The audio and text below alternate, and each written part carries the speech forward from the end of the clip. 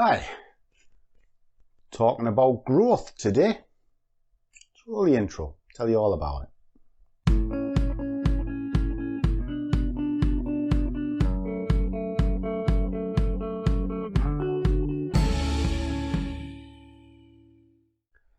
Hi, welcome to the channel. If you haven't been here before, my name is Langers, and what I'm trying to do is kind of put trading in the real world. So if that sounds good, please click the subscribe button. If you've got a query or a question, please drop it in the comments below, because I genuinely answer every single one, and that even includes the emails that you find on my blog. And if you want to see further videos, click the little bell icon. So where we're up to and what are we doing? Well, this series of videos is about growing a micro account from inception, just an idea, into something that's tangible. So we agreed we would start with £200. Not a lot of money. And the idea is for it to give you a little treat and build it and learn the mechanics of trading. Now, the problem that most people have with trading is they immediately think they put a little bit of money into a brokerage account and they're going to be rich. You know, it doesn't quite work like that.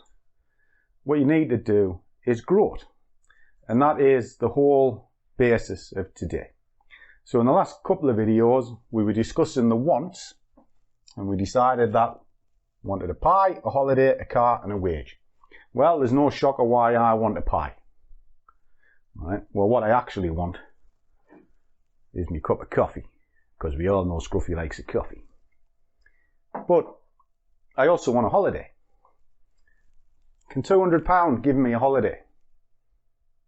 The whole pot could, but it couldn't earn me a holiday.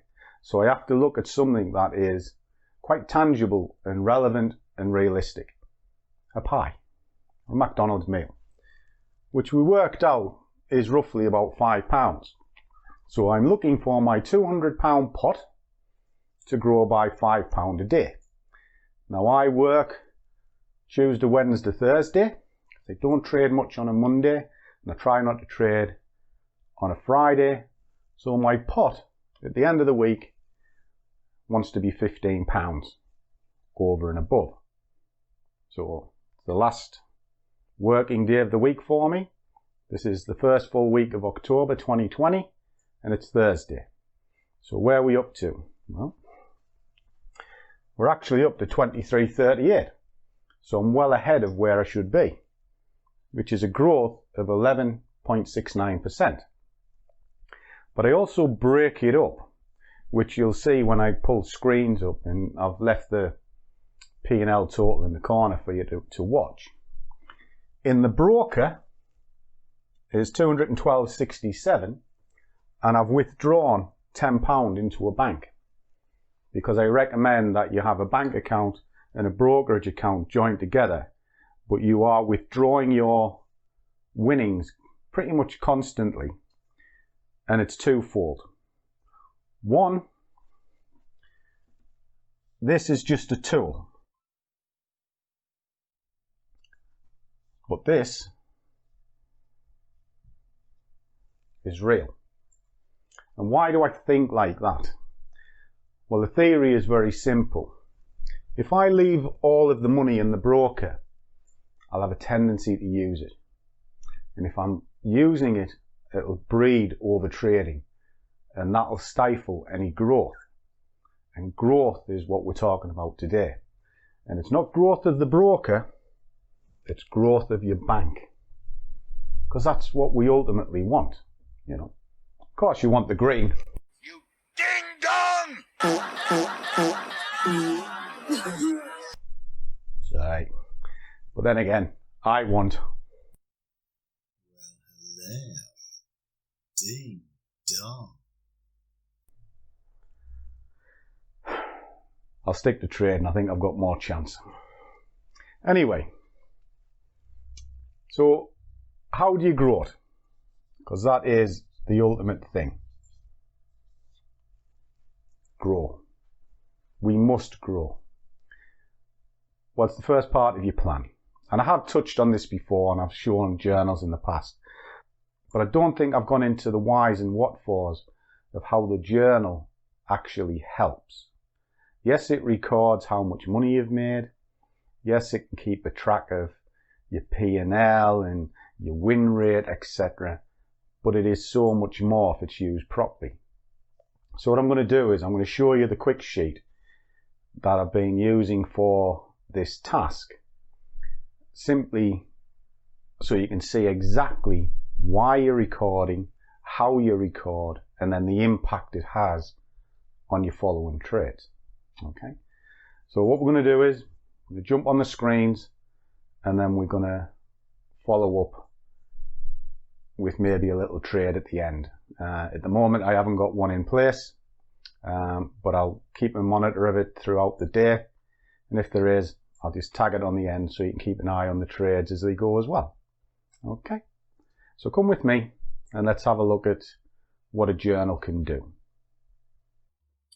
Okay guys, so a little bit like what I was saying, I do use spreadsheets and journals, and I do apologise for saying it before, but I just wanted to be part of this series.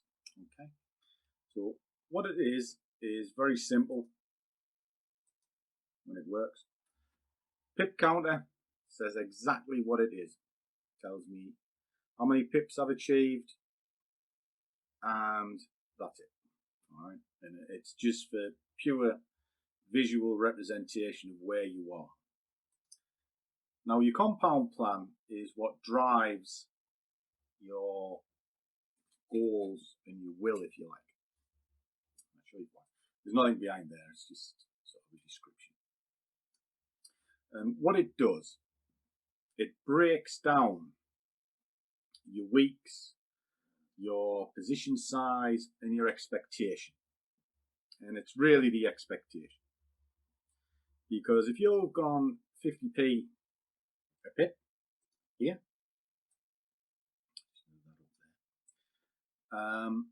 it'll tell you when to scale and how much you expect to get out of it at the end of it.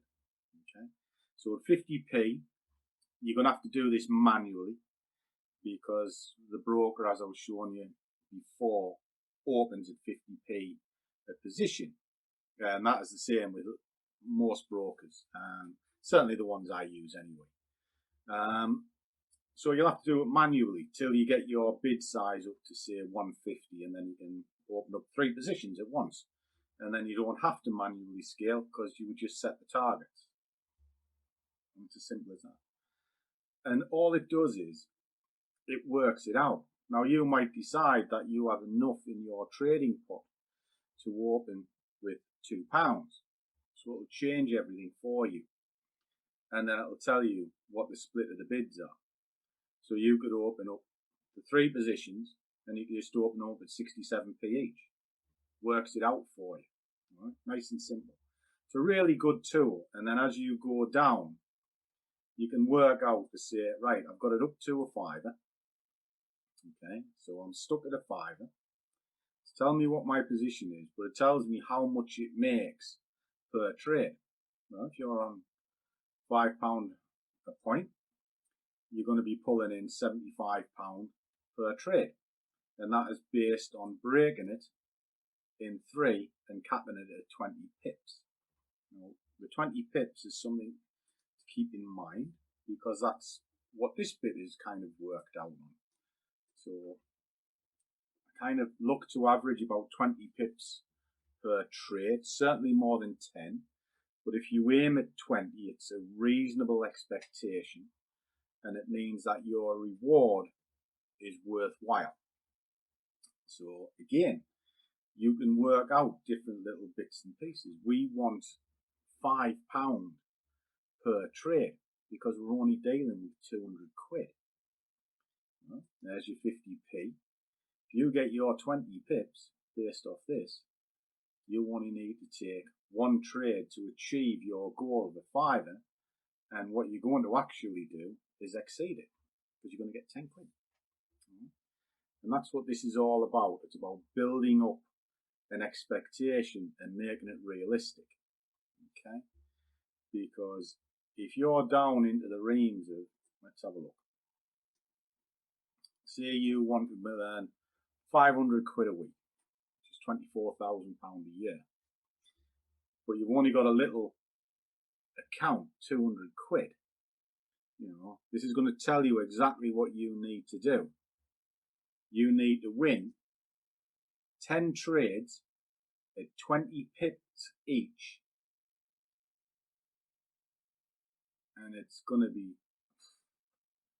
well, I don't think you can do it. If you can, please share it with me. I'll be very grateful to see it, but I think it's dangerous. You'll often hear me say less is more, and I genuinely believe that. You know, you trade once, twice a day, maybe it's 3 at a push. You know, you're getting 20 pips out of each, or even 10 out of each. You'll do okay, right? And it will be safe, because I'm all about safe trading. You know, it's what makes me reasonably consistent. Graph, well, it's exactly what it says it is. It's a graph. It just self-populates. You just add it into here, and it builds a graph for you.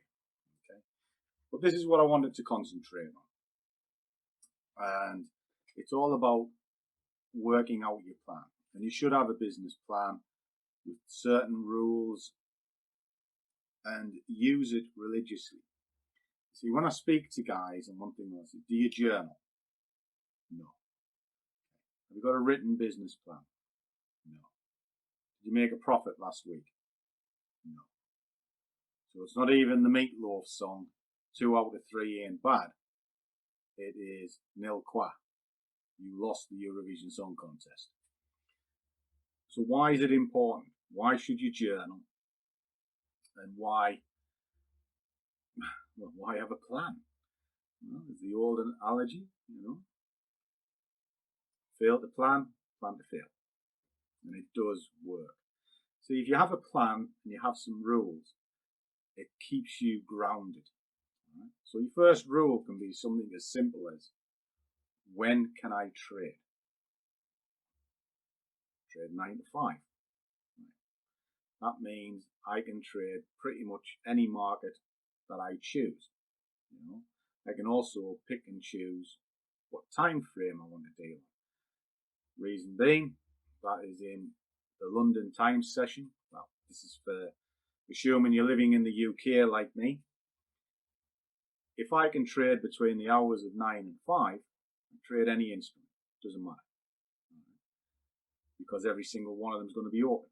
So that works something out for me. Right? If you say you can only trade between 8 and 9, the chances of you being a day trader is pretty slim, because it means all of your planets have to align in a time frame that is very small, and the markets will do what the markets want to do. You know, they don't abide by time rules. So what you then have to do is think to yourself, should I be a longer term trader rather than a day trader? Because then you can look at a longer candle, like a 4 hour for argument's sake, which means it's going to be closing at 8 o'clock. So you just look to see if there's a setup across the multiple time frame products rather, and see if it's there, and if it is, you may take your trade, and then you don't have to worry about it for another 4 hours till that candle closes, or even just look at it the next day. So that is quite important when you can trade. And then you have little rules. I mean, I put some in just to give you an idea. I take direction from the hour. You know, I like levels, so I'm looking for bounces off S&R lines. I use fibs for targets, and I'll enter on a 15-minute. So these are just simple rules that I've put on as an example for you to have a look at. But because I know they're there and they're in front of me all the time, they're reminding me. So if I see something on a 5-minute chart, I'll have to look at the hourly chart to get the direction of it, and then I can gauge what's going on. Then I'll move it down to a 15-minute, enter the trade, monitor on a 5. But if I didn't have the rules in place, I might just have an itchy trigger finger and have a go at trying to enter it there and then. Madness. Take your time. A very good tip is if you see it on a small time frame, just step back and let the next candle play out. Or watch a music video. I do that all the time. I'll see something, I'll watch a music video, and then I'll look at it again.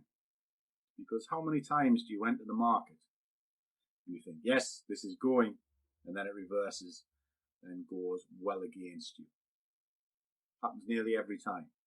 So is waiting 2 or 3 minutes that detrimental to the trade? Probably not. Okay. Very rare you enter the market and it goes immediately for you and keeps on going. I have trades I can put on at 10, 10 in the morning, they're still running at tea time. Take ages to play out. Okay. So we'll start at the top, work our way down, and then I'll wrap it up. Because this video is quite quick. The idea is I'm just setting the stall out before we start going into the nitty gritty of the charts and indicators, support and resistance lines, all of this. And the reason being is you need your cornerstones. If you've come switched on and just think you're going to take one strategy, you get in here, you get out there, and you're going to be rich, switch off now. Because that isn't going to happen. You're going to blow your account and you'll blow it a lot quicker doing that. Okay.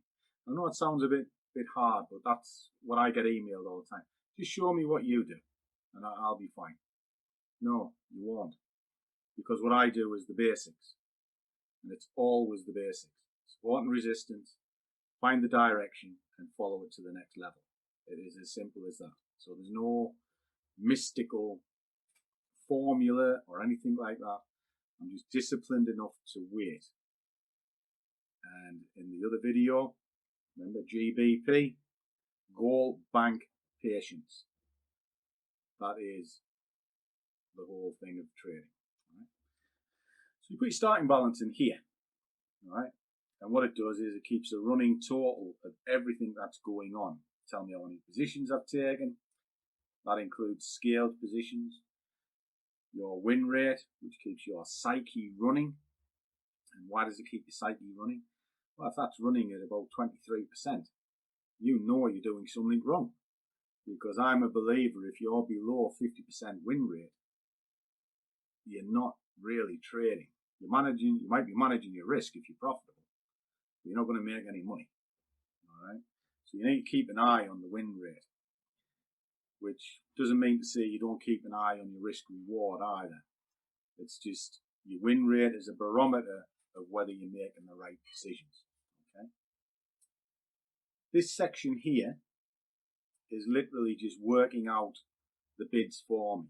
Now from the compounder, it's telling me roughly what the bid sizes are. So if I put in there 59p, it's telling me what my next bid size is going to be with an increase of each bid by 5%. So it's a nice quick sort of snapshot of what I'm getting at. Okay. Then it tells me what the average win is, my average pip count, and whether I've actually put any money into the bank. Because as I said earlier, the money you have in the broker is just a tool. It doesn't exist. It's not currency. It's just something to conduct business.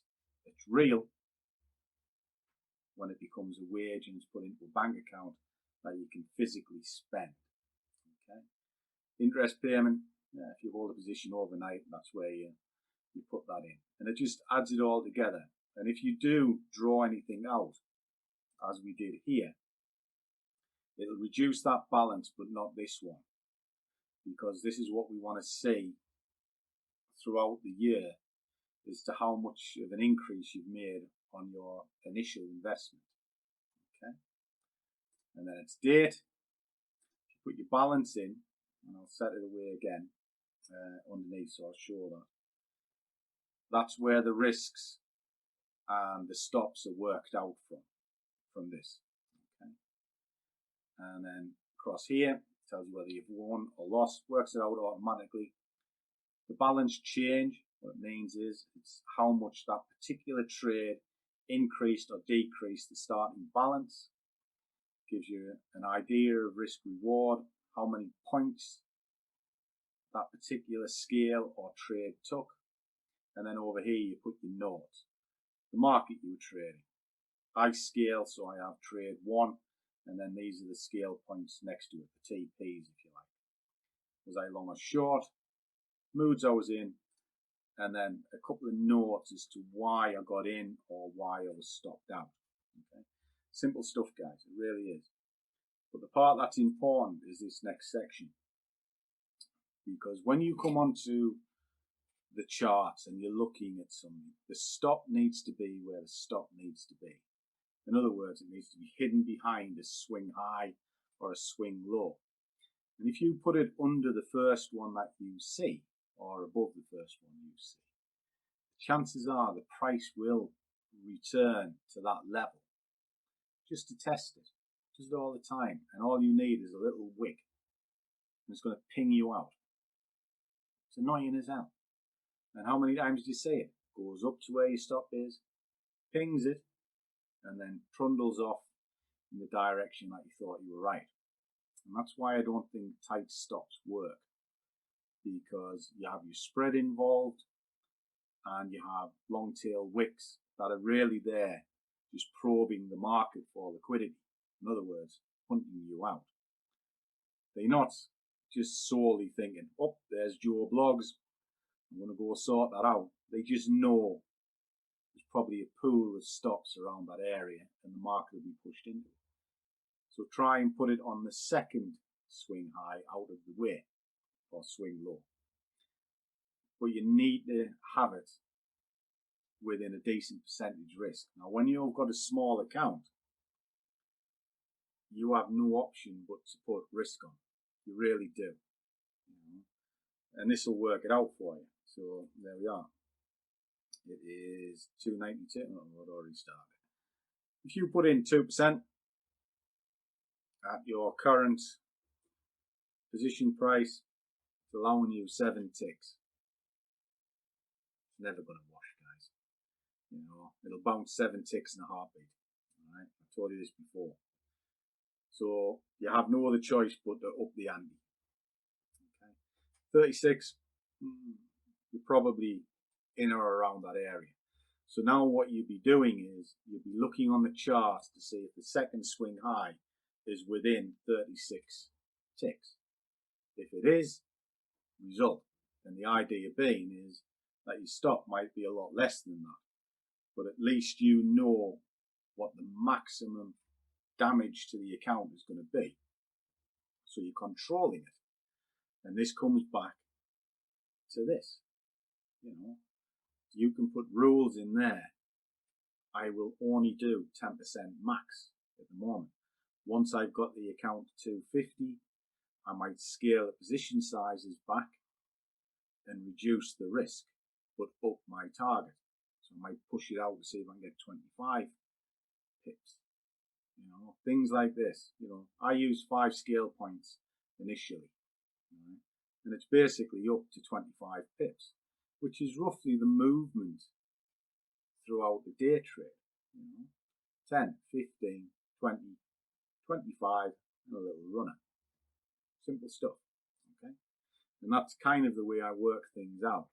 I do also occasionally have extras in the rings because I will average in to a trade if I still think I'm right. But these are things that I'll go through in this series because this is going to be an ongoing set of videos. And I may retrace old ground, and I do apologize. Sometimes it's nice to be reminded of the basics. And if you've got a question, drop it below and I'll keep feeding it in. Okay? Because the only way we learn is through repetition. And sometimes I get asked all the time, well, you trade the same and your videos are very similar. And it's because that's what you do. You just find something that works, rinse it and repeat it every single day. Okay, market conditions change and one strategy may kind of stop working, if you like. And that's because the strategy may be trend driven and you're looking at markets that are in a range, so it won't work. So that's why you have another tool in your tool bag. So you have your trend and your range tool. So as long as you can recognize the condition, you can use the right tool for the environment that you're going to work in. Okay? And that's what this is for. And this bit here is very, very important, because all these little notes start giving you a roadmap as to why you got in. And if you start seeing a pattern of high winds,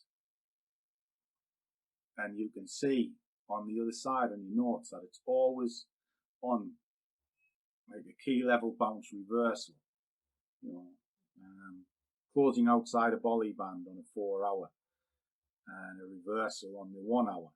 And if you see that pattern over and over, and every time you traded it, you got a higher than average win, is that not building you a strategy? And that's what your journal will do for you. But it also works the other way, because you might see a low expectation and think, well, I'm getting in. Do silly things all the time. You know, I made one there. You know, I got in too early and it went against me and I had to manage out of the trade, and I got out for 25 pence. But I did get out, you know, because I made a mistake, but I recognized what I'd done. So the journal helped me. And that's what you use your journal for. And you're constantly looking for errors. Doesn't matter how long you've been trading, you still make mistakes because we're only human. You know? And that is about it. So that was today. It was just a kind of a little catch up. Wanted to show you the sheet and just talk a little bit about the importance of having a sheet. I didn't want to spend too much time on it because I have done it before, but I do implore you to journal. Okay, even if you're just writing it on the back of a beer mat, but you keep a record of what you've done, because otherwise you're not going to learn. And if you don't learn, you're going to gamble, and if you gamble, you're going to lose. Simple as that, guys. So that is it for today. It's Friday tomorrow, so what I'll do is I'll just do a summary of the week. Next week we'll start looking more on the chart. So I'll do an overview of what you look at on a chart, you know, the price, the time axes, how to get in, what the different products are. And then we'll be working our way through indicators, is what each one is, how they work, and then ultimately you can start piecing it together, and come the end of the month you might actually have some form of an action plan that can make you some money. Now this week I've done okay.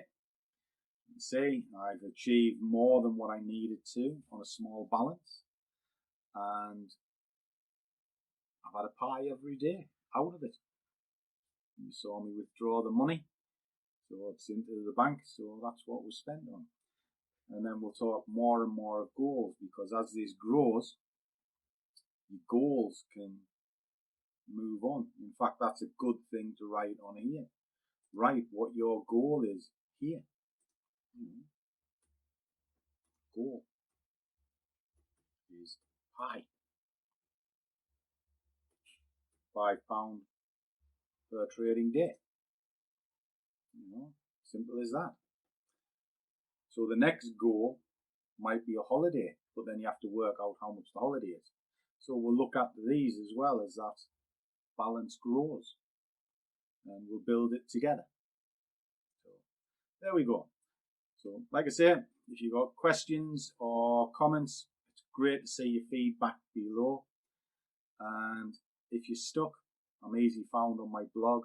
Just check it out. All the contact details are in the description, and I answer every single one of them, and I don't charge for emails or anything like that. And if anybody truly wants to learn, I'll never turn you away. Okay. So with all of that, remember guys, do what you love and money will fall. See you all in the next one.